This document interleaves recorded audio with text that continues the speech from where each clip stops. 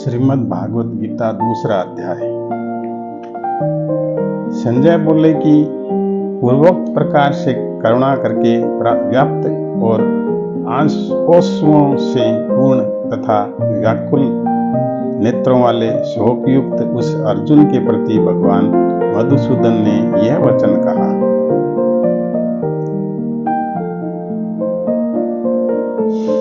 हे अर्जुन, तुमको इस विषम स्थल में यह अज्ञान किस हेतु से प्राप्त हुआ?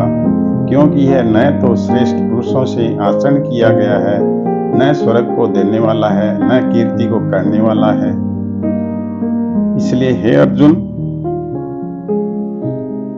नपुंसकता को मत प्राप्त हो, यह तेरे योग्य नहीं है। हे परम तप, तुच्छ हृदय की दुर्बलता को त्याग कर युद्ध के लिए खड़ा हो।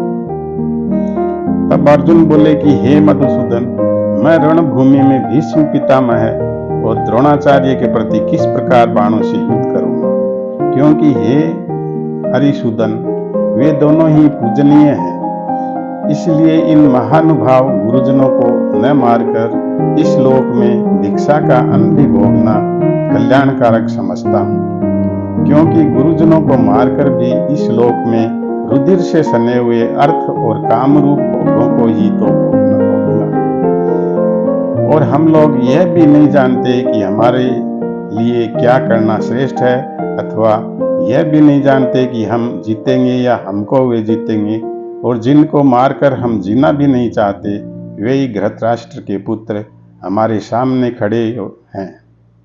इसलिए कायरतापूर्व दोष करके उपहत हुए स्वभाव वाला और धर्म के विषय में मोहित चित्त हुआ मैं आपको पूछता हूँ, जो कुछ निश्चय किया हुआ कल्याणकारक साधन हो वह मेरे लिए कहिए। क्योंकि मैं आपका शिष्य हूँ, इसलिए आपके शरण हुए मेरे को शिक्षा दीजिए। क्योंकि भूमि में निष्कंटक धन धान्य संपन्न राज्य को और देवताओं के स्वामीपने को प्राप्त होकर भी मैं उस उपाय को नहीं देखता हूँ, जो कि मेरी इंद्रियों के सुखाने वाले शोक को दूर कर सके। संजय बोले, हे राजन, निद्रा को जीतने वाले अर्जुन अंतर्यामी श्री कृष्ण महाराज के प्रति इस प्रकार कहकर फिर श्री गोविंद भगवान से युद्ध नहीं करूंगा ऐसे स्पष्ट कहकर चुप हो गए। उसके उपरांत हे भरतवंशी धृतराष्ट्र, अंतर्यामी श्री कृष्ण महाराज ने दोनों सेनाओं के बीच में उस शोकायुक्त अर्जुन को हंसते हुए ये वचन कहे। हे अर्जुन, तू न शोक करने योग्य के लिए शोक करता है और पंडितों के से वचनों को कहता है, परंतु पंडित जन जिनके प्राण चले गए हैं उनके लिए और जिनके प्राण नहीं गए हैं उनके लिए भी शोक नहीं करते। क्योंकि आत्मा नित्य है, इसलिए शोक करना अयुक्त है। वास्तव में न तो ऐसा ही है कि मैं किसी काल में नहीं था, अथवा तू नहीं था, अथवा यह वजह लोग नहीं थे, और न ऐसा ही है कि इससे आगे हम सब नहीं रहेंगे। किंतु जैसे जीवात्मा की इस देह में कुमार, युवा और वृद्धावस्था होती है, वैसे ही अन्य शरीर की प्राप्ति होती है। उस विषय में धीर पुरुष नहीं मोहित होता है। अर्थात जैसे कुमार, युवा और जरावस्था रूप स्थूल शरीर का विकार अज्ञान से आत्मा में भासता है, वैसे ही एक शरीर से दूसरे शरीर को प्राप्त होना रूप सूक्ष्म शरीर का विकार भी अज्ञान से ही आत्मा में भासता है। इसलिए तत्व को जानने वाला धीर पुरुष इस विषय में नहीं मोहित होता है। हे कुंती पुत्र, सर्दी गर्मी और सुख दुख को देने वाले इंद्रिय और विषयों के संयोग तो क्षणभंगुर है और अनित्य है। इसलिए हे भरतवंशी अर्जुन, उनको तू सहन कर।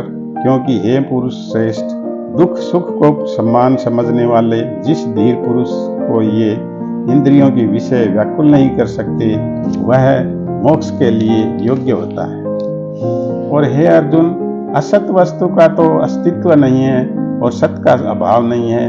इस प्रकार इन दोनों का ही तत्वज्ञानी पुरुषों द्वारा देखा गया है। इस न्याय के अनुसार नाश रहित तो उसको ज्ञान की जान की जिसे यह संपूर्ण जगत व्याप्त है, क्योंकि इस अविनाशी का विनाश करने को कोई भी समर्थ नहीं है। और इस नाश रहित अप्रमेय नित्य स्वरूप जीवात्मा के ये सब शरीर नाशवान कहे गए हैं। इसलिए हे भरतवंशी अर्जुन, तू युद्ध कर। जो इस आत्मा को मारने वाला समझता है तथा जो इसको मरा मानता है, वे दोनों ही नहीं जानते हैं, क्योंकि यह आत्मा न मारता है और न मारा जाता है। यह आत्मा किसी काल में भी न जन्मता है और न मरता है, अथवा न यह आत्मा होकर के फिर होने वाला है, क्योंकि यह अजन्मा नित्य शाश्वत पुरातन शरीर के नाश होने पर भी यह नाश नहीं होता है।